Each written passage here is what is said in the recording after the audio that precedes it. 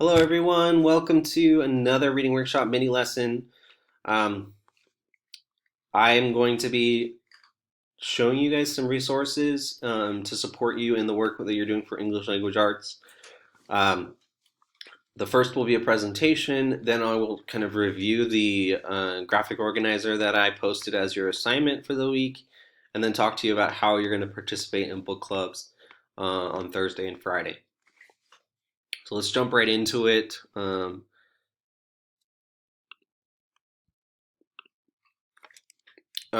first thing I want to do is review characterization, because if you've looked at your assignment, um, it's asking you to comment on characterization. Characterization sounds like a mouthful. It's a big, fancy academic word, but really, if we break it down, it is pretty simple. Character, you guys know what characters are. Um, Isation just means the process of making. So literally, it's the process of making a character. Um, so as we read text and books, authors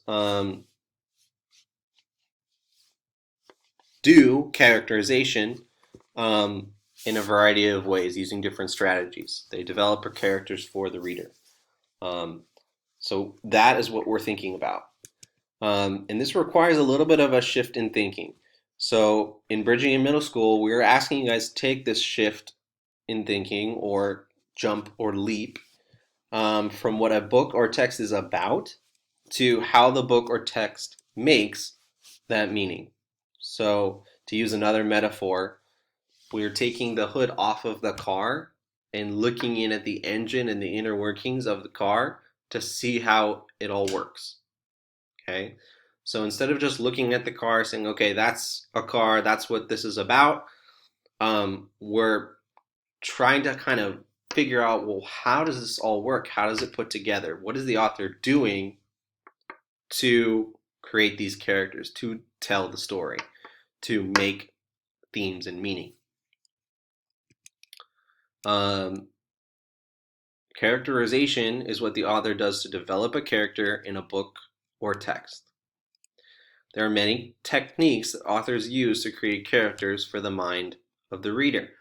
Just like an artist, as you can see in the little corner with this little drawing guy, just like an artist creates a facial expression, gives posture, shows the kind of style in terms of the wear, the hairdressing, the um, all of these details are characterizing this person. They're showing us what this person is like, their feelings, their attitudes, their status. Uh, we can make lots of inferences based on the details that um, authors or artists give us to examine. So the three basic types of characterization are action, dialogue, and description. So when you get to that last box in your virtual book club post, you're going to tell me in your quote or generally in your book, how does the character develop? What is the author doing, showing us to develop that character, to give us insights about who that character is? Um, so I kind of made up three sentences or little chunks of writing here about Mr. Ted to give you examples of action, dialogue, and description. Um, so let's just kind of read through them quickly. Action. If Mr. Ted dusted off his planner and wrote a to-do list. Now, that sentence didn't say anything about my what's motivating me, um, what I do generally, or what my routines and habits are, but it's showing us in action that with some details that we could make some educated guesses, some inferences about me, Mr. Ted. So if it's dusty, maybe it shows that I don't use it very often and that Maybe I'm not the most organized person. If it's dusty and I mean, maybe the fact that I own a planner shows that I'm organized, but if it's dusty, it shows that I don't use it very often. Um, However, in the sentence, I'm dusting it off and writing a to-do list.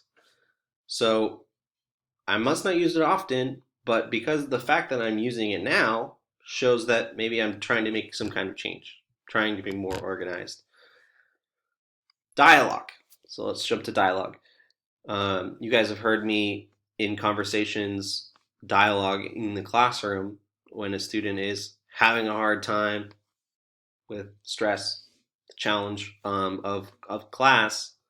I might ask them to take a break outside now. Um, and so in that dialogue, when I speak those words, if it's written, shown in a movie, um, you can tell from the words that I'm using that I must be serious. My words are pretty direct, but also you can tell that I'm controlling emotions. I'm saying them very calmly. So that dialogue might show some things about me or Mr. Ted. And then finally, description. Mr. Ted leaned back in his chair, surveying the busy class with a smile. So that description of me in a moment in class. Class is busy. I'm leaning back, kind of have a moment to rest, smiling at the class because they're engaged in their academic learning. Shows maybe that I'm proud, that I'm busy, but I'm taking a moment to like reflect and observe. Those things might show some things about me as well. So I invented these obviously, but in your books, your authors are using actions, dialogue, description to develop those characters. So that's what you should be paying attention to as you read and work on this assignment. So finally, characterization is the process of developing a character through dialogue, actions, description. There are other strategies that authors use, and I'll put a kind of a whole list of them with the reading workshop handout on the post here, so you can refer to the more complex ones. But focus on the basic. If you've never thought about characterization before, just think about dialogue, actions, description. What do they reveal about the character, and why did the author choose those details?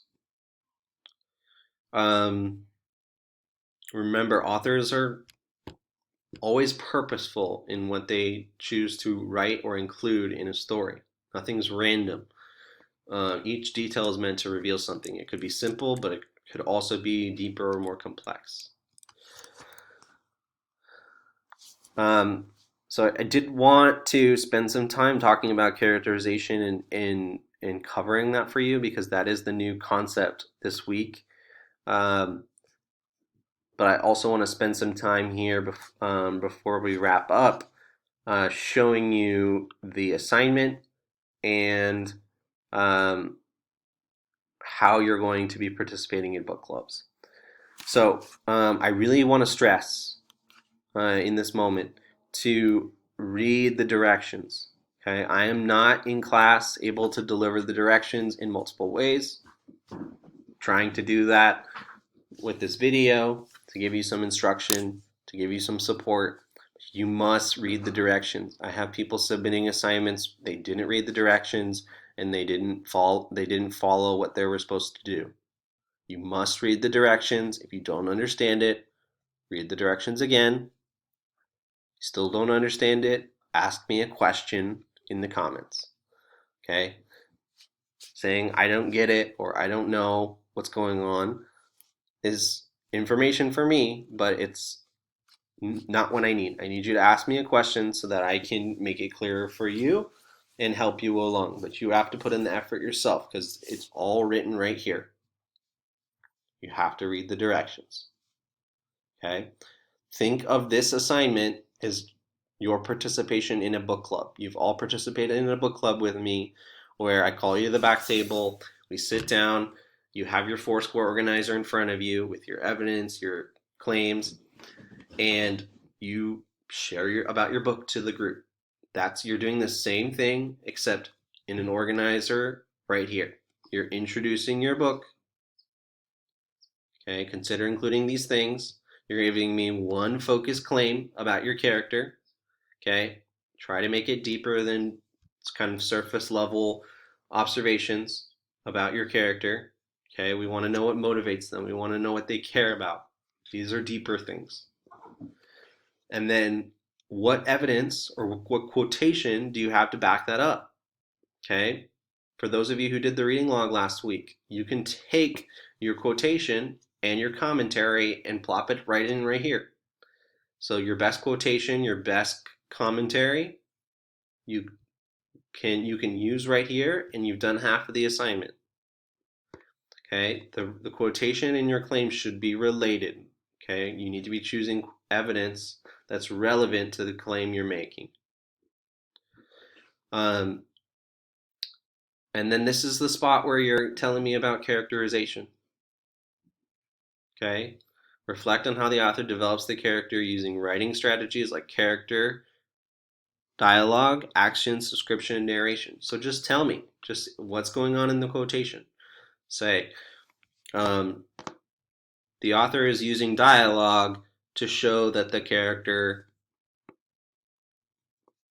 feels this way. You can tell by the words that they're using and the way that they're talking that they feel this way. Okay? So that's the virtual book club post. All right. Once you have done this, which is due by Wednesday night, by the way, you guys need to finish this by Wednesday night so that you can participate in the second half of the assignment for the week.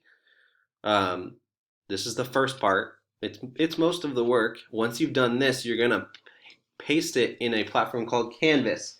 I've created small groups in Canvas already for you guys to participate in. You won't know who's in your group until you start posting. You're all in a group at maximum with maximum 6 people, and they're all in your own grade level. Those were some of the constraints that I had to work with for Canvas. So you're going to be in groups with your own grade level. You'll either be all reading the same book, or you'll be reading mixed books, or you're focusing on the short stories. If you are doing short stories because you don't have a classic fiction book, or you prefer to do the short stories, then I've assigned you a second one on Learn Actively. It's called Thank You Ma'am. It's a classic fiction. It's a classic short story fiction by the author Langston Hughes, a famous African American writer. It's pretty short, not too difficult to read, and it has some really great details and material for thinking about characters and characterization. So finally, I want to show you the Canvas platform. So Canvas